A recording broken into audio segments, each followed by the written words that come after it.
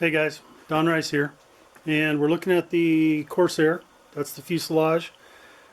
This position in my shop right here is technically the plane is in storage.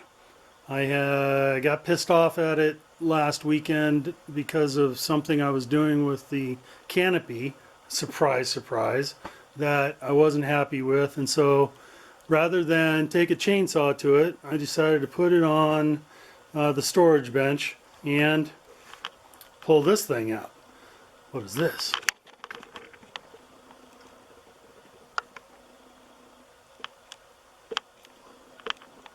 Oh, what is that?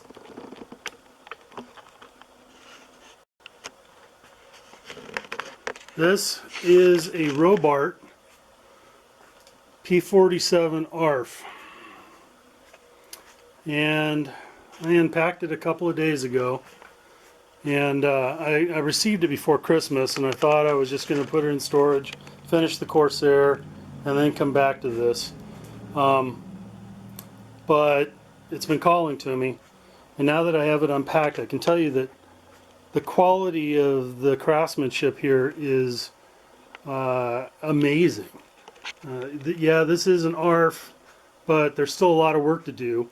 The Robart P47, in case you don't know, is actually a Ziroli P47. And Dennis Crooks took the design and engineered a fully composite kit based on the Ziroli design. So this is essentially a 94-inch, I think, wingspan, roughly 1 to 5.33 scale P47. I like the Razorback, and this is designed to take an roughly 80 cc engine. I'm going to put 110 or 100 cc twin DA inline motor.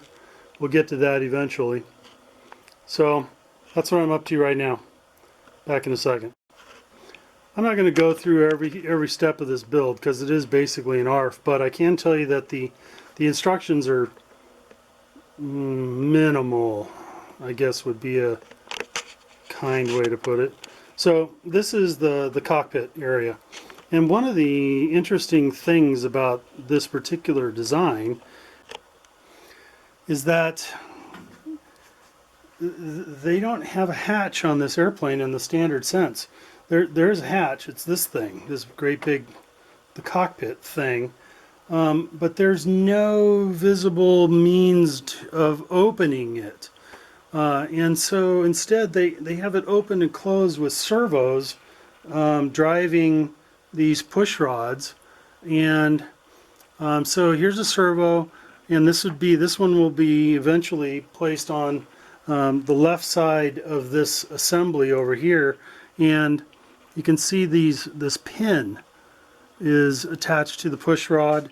There's a pin over here attached to this push rod, and you can see the pin a little closer here. So it's just a clevis 256 rod and a machined aluminum pin. It's got a decreasing radius thing here, so it'll help slip into the receiver tube. Anyway, the way this is designed,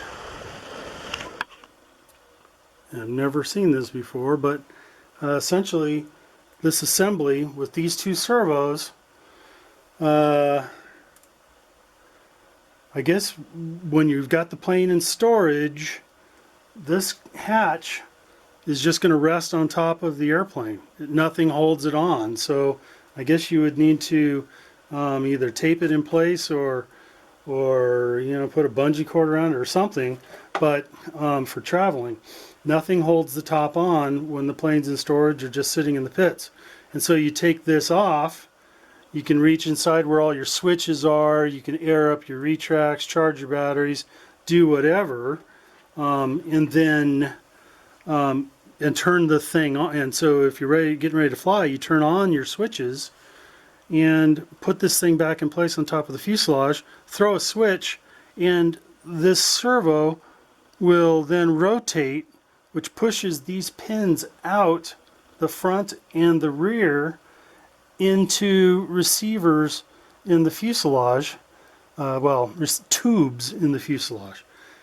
Very strange, but I'm going with it, and I got one of them set up so far, and so we can see here. And the other thing that's weird about it is it's all engineered so that these lines, these push rods, are reasonably straight, and in 3 dimensions. And so the servo ends up getting mounted to this piece of plywood, just like we were looking at here. Okay, and then that plywood gets glued in place to the inside of the hatch. And so this one's been glued in place. It's essentially done. I've got it hooked up to a servo driver, and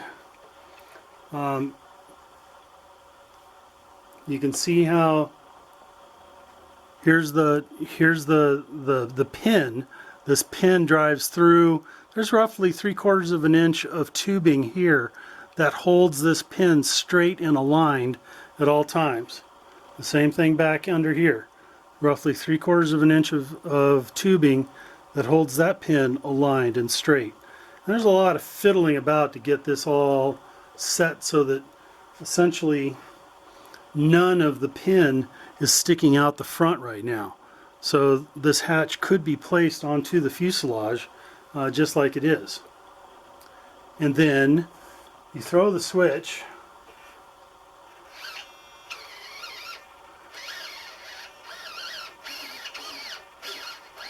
and the pins move in and out.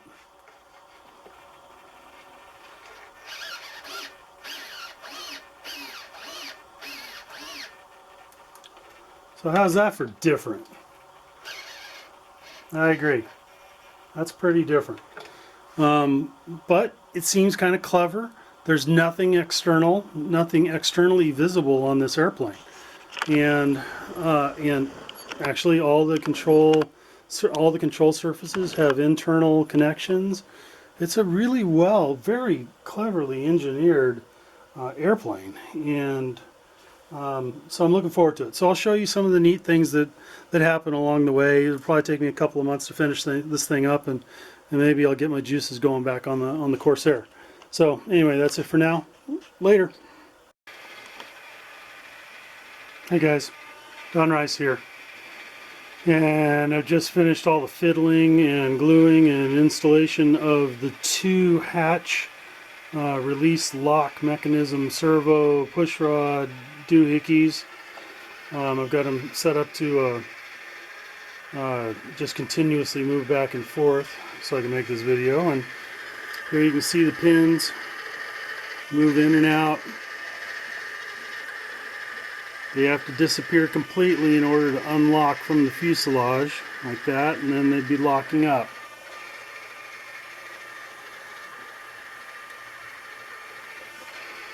Long push rod.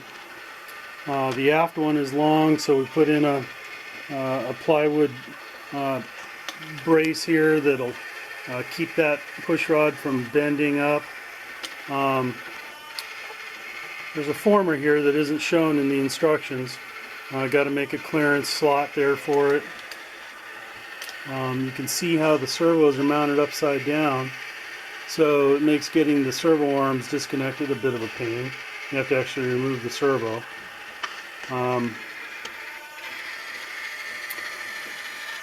Hopefully you can't see any of these servos from the inside the cockpit.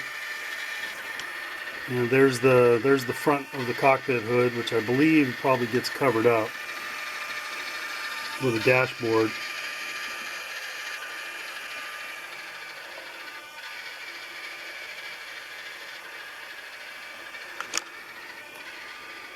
Okay, calling that done. Later.